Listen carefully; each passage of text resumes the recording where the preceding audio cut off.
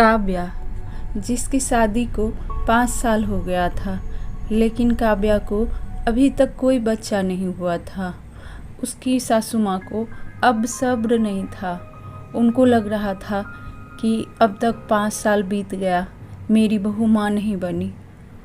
अब वह हमेशा छोटी छोटी बातों पर काव्या को ताना मारना शुरू कर दिया था। मारते भी क्यों ना, क्योंकि आस पड़ोस के लोग इतना बोलने लगते हैं कि आपके बहू को बच्चा नहीं हुआ, इतना साल हो गया शादी को। आपके बेटे के बाद मेरे बेटे की शादी हुई, पर मैं तो 2-2 पोतों की दादी बन गई हूँ, पर आपकी बहू अभी तक माँ नहीं बनी है। तभी काव्या की सास घर आती तो काव्या को बोलती, मेरे आस पड़ोस वाले सब दादी बन गए और तू है कि अभी तक एक बच्चा भी पैदा नहीं कर सकती। काव्या यह सुनकर बहुत उदास होती। उसे पता था कि वह माँ क्यों नहीं बन रही है, क्योंकि काव्या में कोई दोष नहीं था। काव्या के पति में ही कुछ खराबी थी, जिसकी वजह से काव्या माँ नहीं बन पा रही थी। पर यह बात उसके सासू माँ को अच्छा नहीं लगता था कि मेरे बेटे में कोई कमी है, इसलिए काव्या उन्हें बताती नहीं थी कि हाँ आपके बेटे में कोई कमी है। लेकिन डॉक्टर ने तो वही बताया था कि काव्या माँ बन सकती है, लेकिन काव्या का पति कभी पिता नहीं बन सकता था। लेकिन उसकी सासू माँ यह सुनने को तैयार ही नहीं थी कि मेरा बेटा कभी पिता नहीं बन सकता। काव्या की एक छोटी ननद थी। वह काव्या से बहुत प्यार करती थी। उसकी शादी हो गई थी।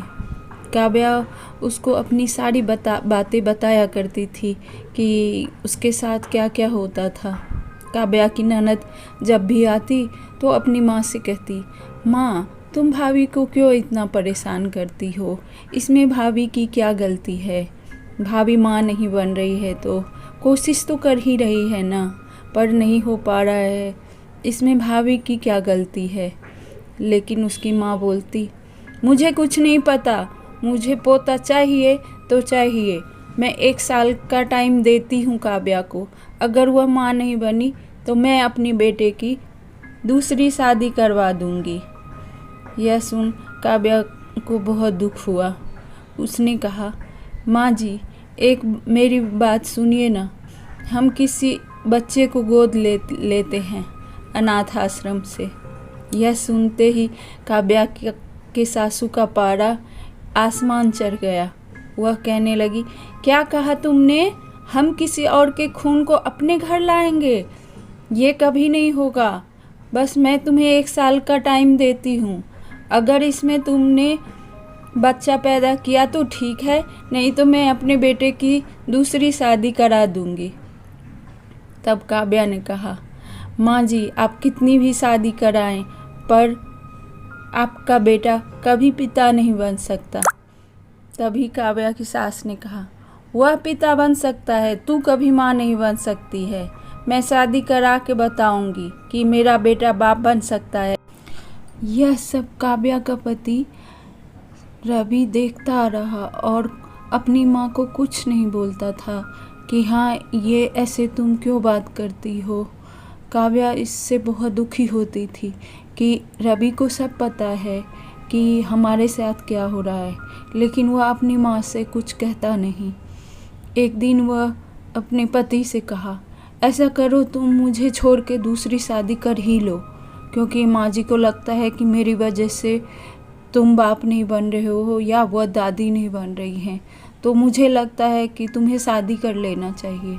तभी उसका पति कहता है कि देखो काव्या, तुम्हें पता है मैं माँ को ये सब नहीं बता सकता।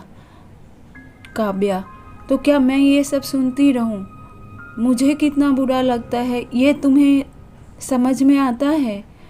तभी रवि ने कहा, काव्या मैं तुम्हारा दर्द समझ सकता हूँ, पर मैं क्या करूँ? तभी उसने कहा, तुम्हें माँ जी से बात करनी पड़ेगी।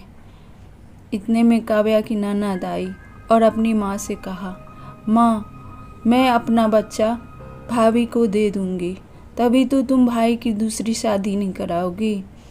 तभी उसकी माँ ने कहा, और तुम्हारे लिए तुम्हारा बच्चा तुम्हारी सास मानेगी क्या? तब काव्या की ननद ने कहा, हाँ माँ, मैं अपनी सास से पूछ के ही आई हूँ, वह तुम्हारे जैसी नहीं है। उन्होंने कहा है कि मेरा पहला संतान मैं अपनी भाभी को दे सकती हूँ और वह माँ बन सकती है। थोड़े दिन बाद काव्या की ननद माँ बनती है और वह एक बेटी को जन्म देती है और वह बेटी काव्या को सौंप देती है। काव्या अपनी बेटी को पाकर बहुत खुश होती है और परिवार के सब लोग बहुत खुश होते हैं। पर मुझे एक बात की दुख है कि लोग ये क्यों समझते हैं कि बहू ही माँ नहीं बन सकती, उनके बेटे में कोई कमी है, यह कोई स्वीकार क्यों नहीं करता। पता नहीं, ये देखना चाहिए कि दोनों तरफ से अच्छा होगा तभी बच्चा हो सकता है। कहानी सुनने के लिए धन्यवाद। Like subscribe please.